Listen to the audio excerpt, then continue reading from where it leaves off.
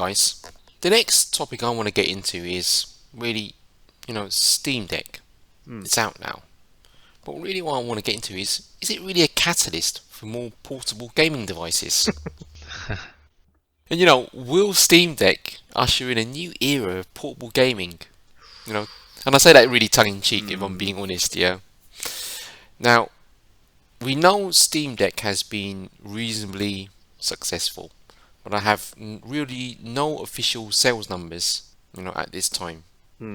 So it's all relative if you ask me.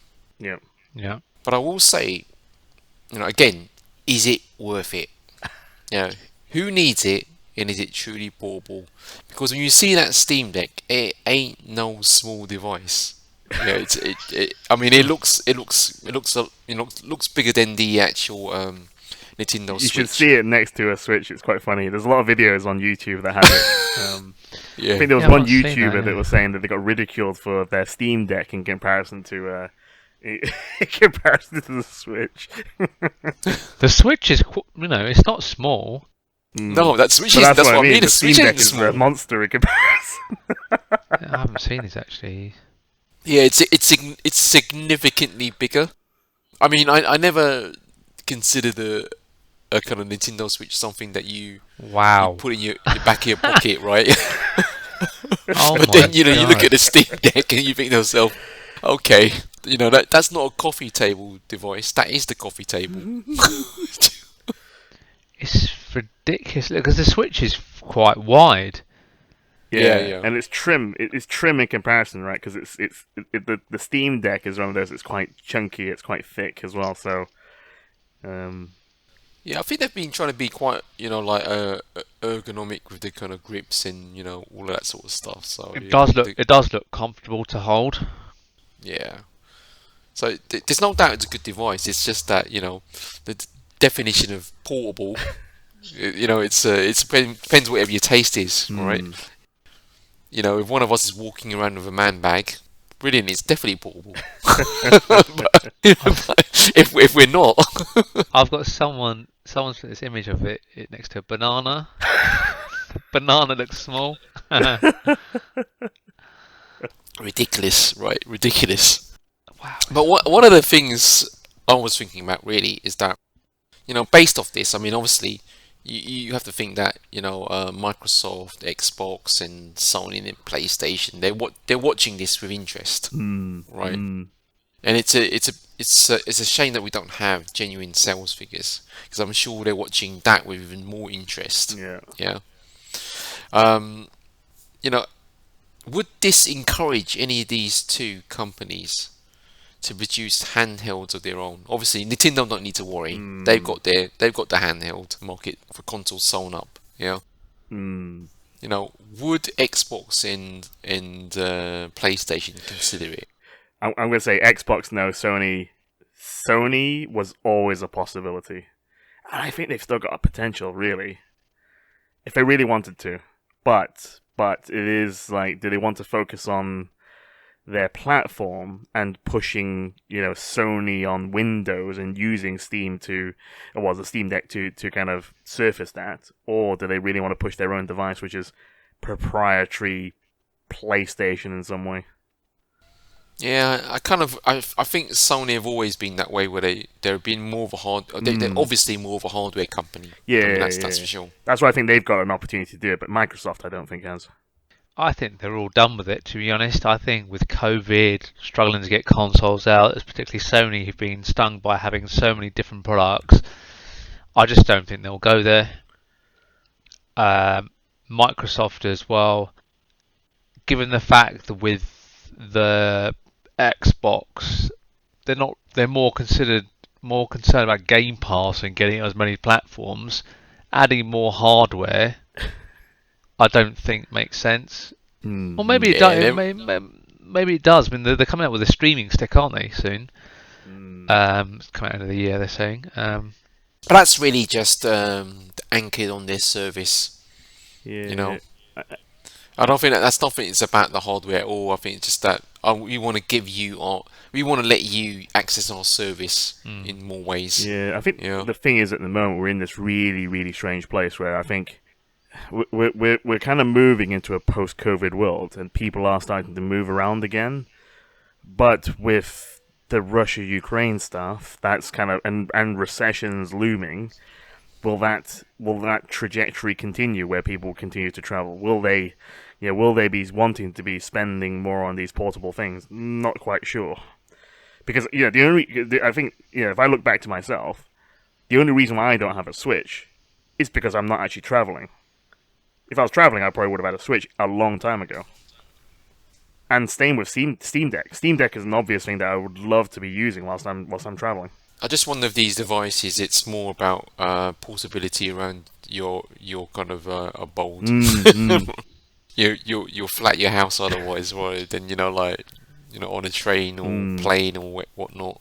Sometimes it's just there's a certain sense of freedom just not being tethered to your TV. It's just, sometimes some games they just have a different feeling. So, well, I mean, how many people actually play their Switch while traveling? Though that's why I just haven't seen that many people. Mobile gaming.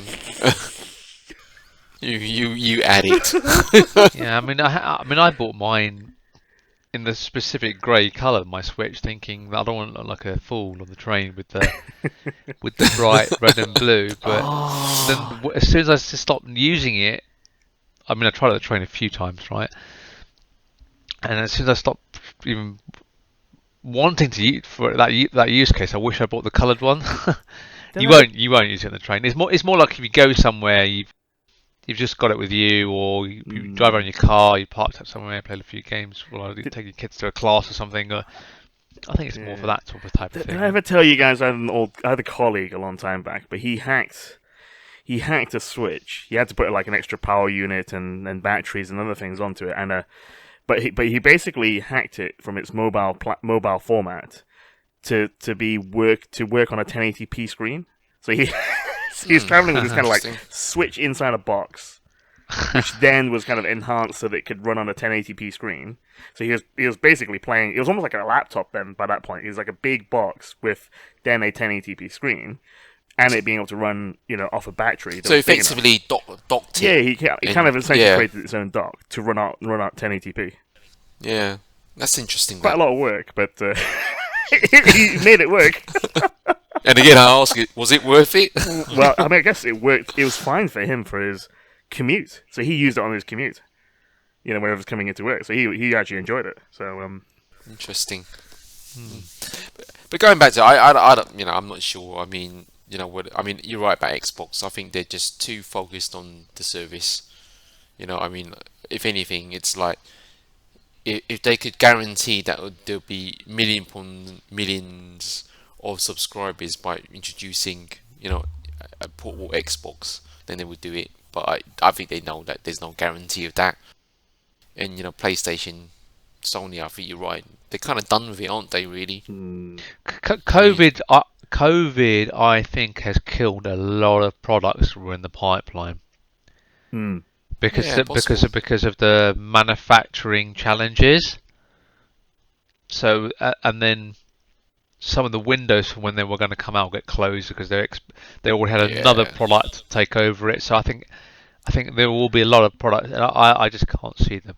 Yeah, I mean, a lot of things had to be reprioritized, right? So, if they were working on something like this, they probably would have thought, no one's traveling, no one's flying. Why would I now? Why not repurpose all my resources to something else? Exactly. I mean, yeah, true. Think about how many next-gen games are out on the new consoles. Not that many. Nothing. It's basically nothing. Yeah, not that many. Not that many at all. I mean, if I'm being honest. It's unusual for this late in the cycle already, isn't it? We're just. Surely just a year passed, isn't it? It's I mean, when the PS5 came out, was it 20? Oh God, it was quite a long. Well, it was a long time ago. 2019 it came out, didn't it? September 2019. Yeah, something like that. But hold on, guys. I don't think it was. It was pre-COVID though. I thought.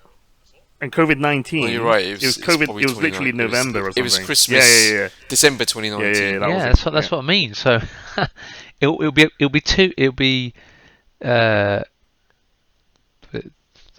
be 2 years in September, won't it? Yeah, wow. No, it'll No, be three It'll be years. 3. Sorry, 3. Yeah. So I can't even count. But I think we got our numbers wrong, dude. But I mean, we should look it up. I mean, it's definitely about a year now, at least. You know, it's not been that long. It's not 3 years, that's for sure. Oh, I think it is. I think it is no, something like that. it came out in November 2020, so it will be 2 Oh, years. okay, in so we're November. 1 year off. Yeah, Yeah. that's why I was. Yeah, 2 It felt feels. about It right. does feel like a long time because felt like right. COVID has skewed everything, including time. But let's get back to this before we get too philosophical, about everything, right? Now, getting past kind of like Xbox and Sony, I think the one question I pose, and I don't think we need to answer this right now, it is the benefit of Steam Deck really about portables or something else? Yeah. And I think we'll get to that in a minute, and I'll kind of, we'll try and expand upon that. Moving on, kind of when I looked at the Steam Deck, I thought to myself, the PC in your pocket, yeah. So we know that the Steam Deck's immediate competition is obviously the Nintendo Switch, and let's call it the OLED because that's the new product on the block. But the reality is, I'm using the word competition in very tongue-in-cheek because we know that obviously the Nintendo Switch blows it out of the water in terms of sales numbers. Okay, but if we look at it, like comparably, we know that the Steam Deck is using AMD technology. What is, I would say, AMD APU technology. There really is SteamOS Linux ecosystem. Yeah, that's what SteamOS is. Nintendo is Nvidia, Tegra X1, a custom version of that, and obviously that's the Nintendo ecosystem. Very comparable in terms of cores for Nintendo single-threaded, Steam Deck's not. It's dual-threaded, so 8 threads. But if you look down the specs, Steam Deck is obviously far and away the more powerful product. No doubt about that. Yeah, no doubt about that whatsoever. Aside from maybe the screen, okay. What's interesting, I think, is the cost. Yeah, the fact that Steam or Valve have been able to offer this product at the prices they're offering it, and I don't know what they've done to do that. If I'm being absolutely honest with you, Classic loss right? leader, I think. I think that's the only way that makes sense. The only thing about that doesn't make any sense, right? I feel quite sure that there's no leadership to be had for Valve here. If you know what I mean, in terms of a portable device, there can't be. Yeah, no way. But and one more thing I'll say about Nintendo is that they've got the right idea about battery life. Yeah, I think it's a very and I don't know why it is. Right, everybody talks about it when they're when you're reviewing the product or using a product, but the battery life, compared to some of the other handhelds, is massive. So, sorry, Yeah, that's no doubt. that's the Steam Deck, you're saying? Yeah. Well, no. The Nintendo The Switch, Switch. yeah. So there's just a lot more battery life. I think it's for me. It's always better to look at the lower end of the range than the higher end of the range. Yeah, because it's like those classic things where they say your mobile can last like 48 hours, but you're doing nothing with it. Yeah. Correct. Yeah, the Switch is not very good. It's like 3 hours or something like that. But then the revised model, I think, does 4 to 6, depending on what game you do. Yeah. Bigger. It's a bigger unit, isn't it? Yeah, bigger unit. But the Steam Deck itself, in terms of like PC, has actually other competitors. There's a company called Aya who have the Air Neo, Air Neo Pro, and there's the One X player. And I kind of, I compared basically what they look like. Now, straight off the bat, we know that these other products, they're just basically Windows products. They're literally pocket Windows products. So they're running stuff like Windows 10 or 11 as is, effectively. And I've always maintained, hell, that can never work on a little and tiny device with a joystick. Surely not, right? Even touchscreen or not, it just doesn't work that well. Yeah. And the irony of this is that the Steam Deck is the only device out of the lot that has a trackpad, that has any hope of emulating a mouse on the move. These guys don't. But the hardware itself is, it's reasonably comparable. There's, the majority of the market is AMD focused. Yeah. Yeah. We're looking at between 6 to 8 core chips for these other products, between 12 to 16 threads, and comparable clock speeds, really, if I'm being honest. 1.8 low to maybe kind of like a 4.4 high. Yeah. And AMD kind of like Vega graphics rather than the new RDNA. Okay? And these products also they go up in price in terms of the storage they provide. And the majority of them are SSD devices. That's what they do. For all intents and purposes, they're all very similar. But this is the thing here. The Steam Deck, the highest end SKU, and highest end because it gives you a 512 gigabyte M.2 SSD, £569. These other types of Windows devices, they go up to £1,629.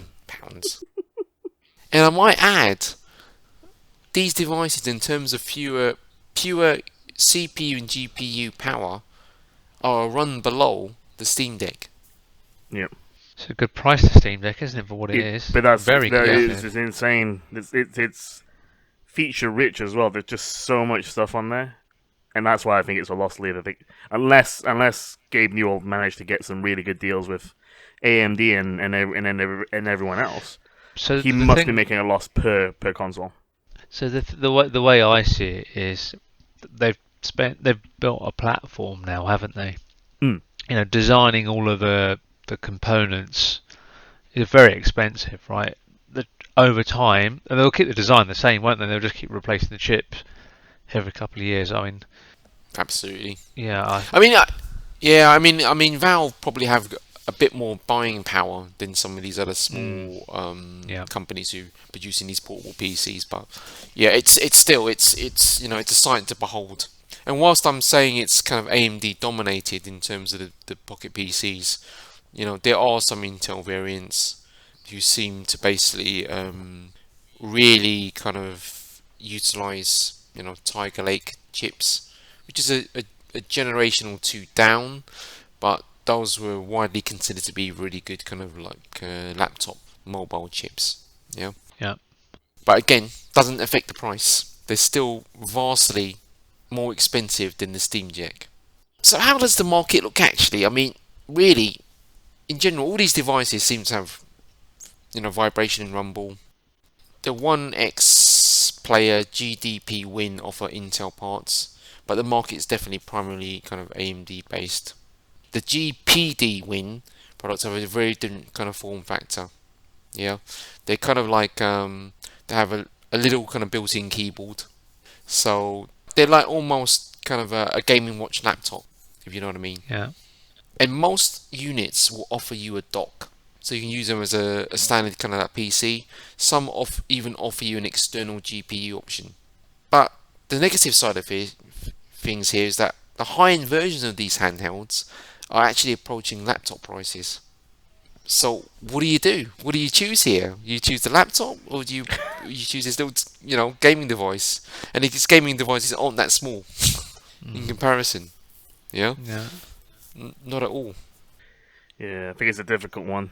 It just depends on how much power you need, when you want to use it, and yeah, like you say, the laptops. Actually, there's some really powerful gaming laptops out there, especially in terms of the price points that they're pushing. you may want to have that as an alternative. I mean, sorry, I was just going to say that this is marketed to those obviously who've got a Steam account, right? And people who specifically got games that don't have lots of non-graphically intensive games, and they can play those games on the move, right? So those kind of people, I don't think, they've been playing those games on a laptop, thinking, while I'm playing these simple games on a clunky laptop, I'd rather be able to play on the move or feel more comfortable on my sofa. That's what this is aimed for. So I just don't think it was ever going to compete with those laptops. Obviously, the price and some of the other competitors, it doesn't really make sense, right? But yeah, I can definitely see this being even more popular than it already has been. Yeah, I kind of think these outright kind of portable PC, pocket PC products, obviously they are definitely competing with kind of like lower end to medium end kind of laptops, like your 13 to 14 inch screen laptops. Yeah. Price wise, but I think functionally, I don't. You think they would? PC gamers don't mind spending a lot more money than your Yeah. casual gamers. Yeah, I still can't get it through my head how Windows is going to work on a tiny device with a small screen real estate. If you know what I mean. That's the part that I don't practically, for me, it just doesn't function very well. You know what I mean? From a whole UX experience, how is that going to work? Where the Steam Deck itself is a very different beast because it's on a different ecosystem. It has a very specific OS that it kind of like where it launches some of this stuff. I mean, they allow you to use Windows on it, but it's not a Windows device. And it's when you get it, it's not Windows device. It's something else. Yeah. Yeah, which leads me to my next point. Steam Deck it's a Linux machine that uses Proton, and so let's just say, what is Proton? And let me just kind of read this from Wikipedia. Proton is a compatibility layer for Microsoft Windows games to run on Linux-based operating systems. Proton is developed by Valve in cooperation with developers from Codeweavers. It is a collection of software and libraries combined with a patched version of Wine to improve performance and compatibility with Windows games. Proton is designed for integration into the Steam client known as Steam Play. It is officially distributed through the client, although third-party forks can be manually installed. It is a fork of Wine. And we won't get into what Wine is, but that's a well-known kind of like that's well-known in the kind of Linux space. But what I'm trying to say here is that with Proton improving because of Steam Deck, it's just going to improve Linux gaming. It would make it more available, I think. You would expect it would at least help the library of games on Linux. Yeah. You imagine like Valve themselves are doing all this work to make Steam games. I mean, I think they were saying like the top 100 Steam games, right, now work with Steam Deck. No problem. Okay. So does that not imply that Valve are really just improving Linux gaming?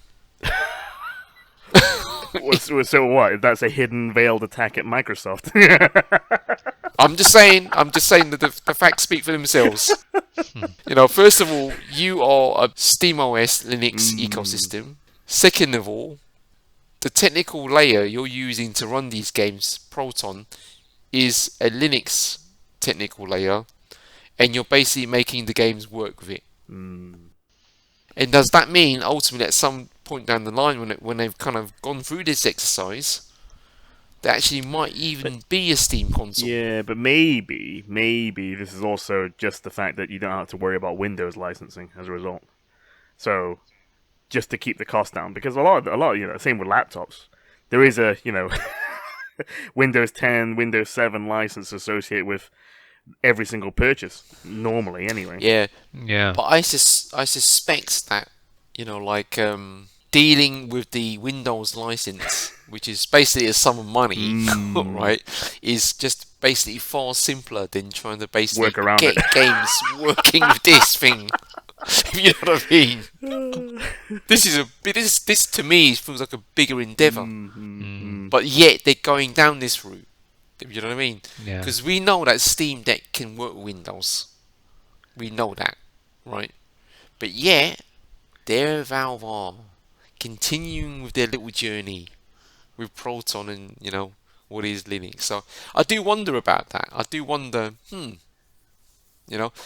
mean, you hear about all the kind of like the Xbox and PlayStation people. Oh yeah, Steam Deck. It's definitely a Xbox or PlayStation handheld. And I think, what are you guys talking about? What are you talking about? This device, it's a Linux device. It's a Linux device. I mean, even the obviously the PC guys, and at least from their perspective, you can basically install Windows on it. But yeah, guys, it's a Linux device that you can play PC games on. That's what it is. Yeah. So I just thought that was an interesting perspective on the whole conversation, right? That people aren't really kind of considering or necessarily thinking about. Yeah. This kind of like this is bringing up another facet of gaming, which is gaming on Linux, and really no one's really considering it. It's just like for some reason, right? The Steam Deck's just become the portable poster child for all sorts of other kind of like platforms, ecosystems, but really, it's an entirely different ecosystem that it sits in. Yeah. You know what I mean? That was really my take on it anyway. And I think, guys, with that said, it is time to move on to our next topic.